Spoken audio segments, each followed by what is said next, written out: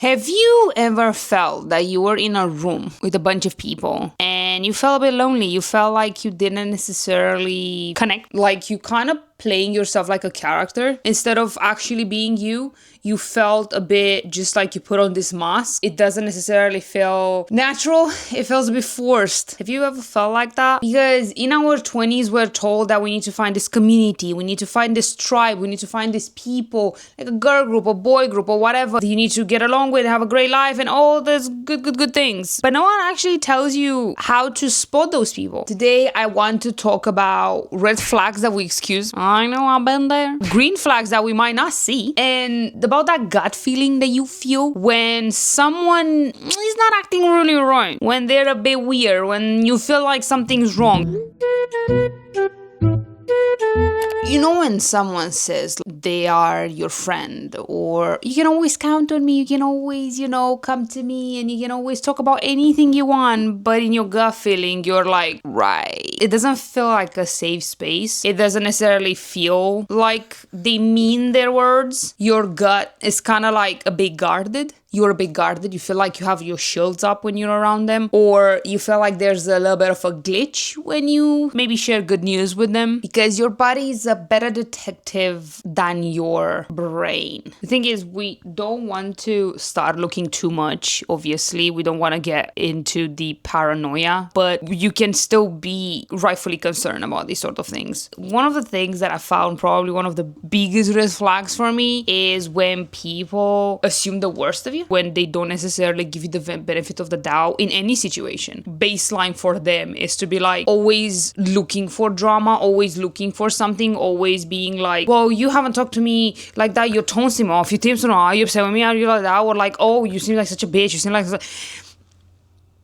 When they always attack your character, when they always find flaws in your character, or the majority of the time at any point, then that is quite a red flag. If you have to spend about 30 minutes to explain your intentions and they're still kind of arguing, still going back and forth, then that's not per se someone who's looking for a healthy and honest relationship. If you have to explain yourself that you're not mean, or you're not selfish, or you just had a bad day, or there's something off, if they don't come to you with compassion, compassion always goes a long way. If they're your friend and you truly care about them, you would want to offer them the benefit of the doubt the same way you would prefer that. To me, I found myself in a lot of friendship that I had to always make sure that I was on my best behavior. I was always like the best of the best of the best all the time, and that felt too exhausting. A lot of the time, these friends they attack your character. They don't say, hey, you made me feel like that. Or they don't say, hey, this thing that you did made me feel like that. Come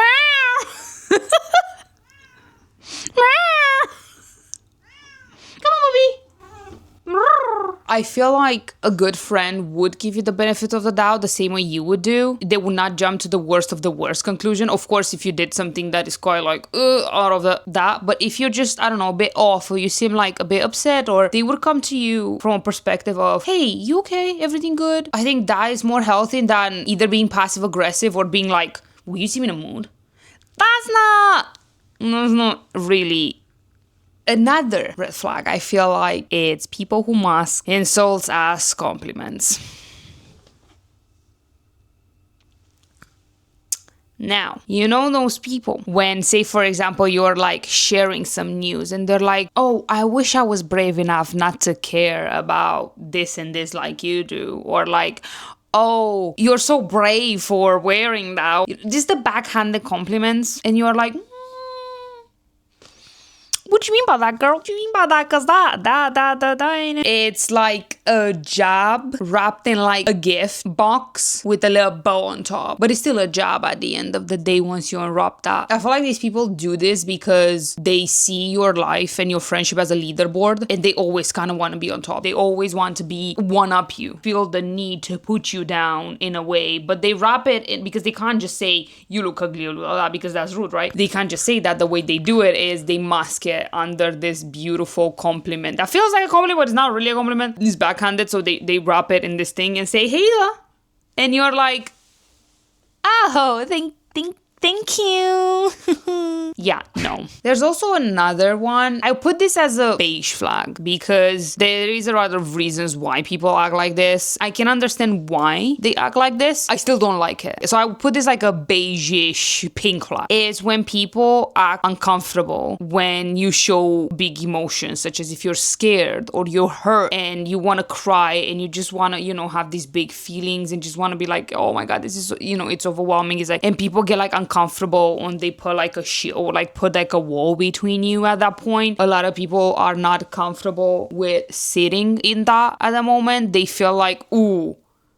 big feelings, we can't do that. Like this is fun and games. Why are you getting things serious? It shows that you don't have the maturity to sit with your friend when they need to. Anything, you go through something and you just in your feels and you talk about how you feel and you're just open, and they try to pull you back from that, or they try to stop being like a bummer, like, oh, like their vibes are good, why are you ruining it? Like, that's not a friend. But there's also a thing that we need to think about, and you can find your non-negotiables, you can find your own boundaries while you navigate that. There is also keeping in mind that a perfect friend would not exist. And let me hold your hand. I mean, I just saw it to you. I didn't really hold your hand. You are going to mess up. They are going to mess up. And I felt the most important thing in this, even if they mess up, you mess up, I felt like messing up is inevitable to a certain degree. Obviously, certain things you can prevent. But if you hurt someone's feelings without realizing, and that is not the worst thing you can do. Let me explain.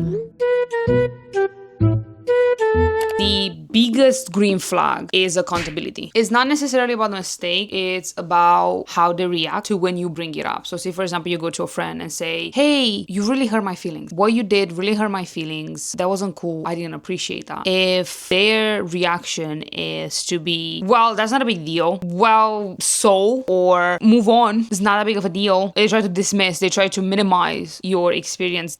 That's the real red flag. But instead, if they're like, oh, I'm so sorry, I didn't realize that. Or, oh, okay, tell me more. Like if they're trying to see your perspective, if they're trying to not take it personally and take it like an attack, and more like, we can trying to understand where you're coming from. That's a green flag. I feel like it's genuinely not necessarily about the little mistakes. It's the way they treat when you bring those up. It's kind of like how they react when they're met with someone telling them they did something that hurt you. If they offer you a safe space to talk and they're like, how can I make that better? Or how can I fix it? Or I'm so sorry.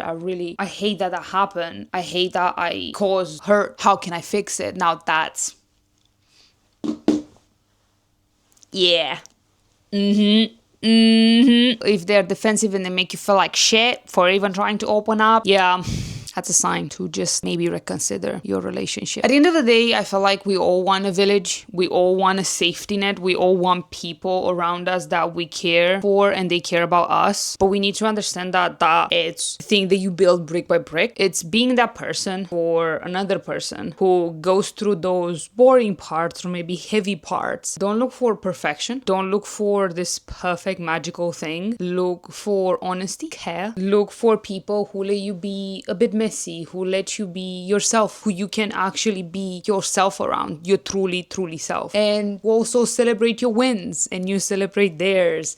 They celebrate your wins like their own. You have fun together. You truly can feel connected to that person. You can feel safe with that person. You can feel like you can talk to them. You can feel like you can just open up and there's not gonna be judgment there. There will be understanding. They will be there for you and you offer the same thing in return. And very, very important, they apologize when they're wrong. Those are your people. Trust your gut. Always trust your gut. Always trust your gut. Your gut knows. Set your boundaries and start building. That is all I want to say on this. Well, there's many things I want to say on this. I could talk and yap about this all day, but I need to be concise in a 10-minute video for you guys because it's easy and digestible and nice. Thank you once again for spending time with me. I really do appreciate you all. Take care of yourself and I'll see you in the next one, okay?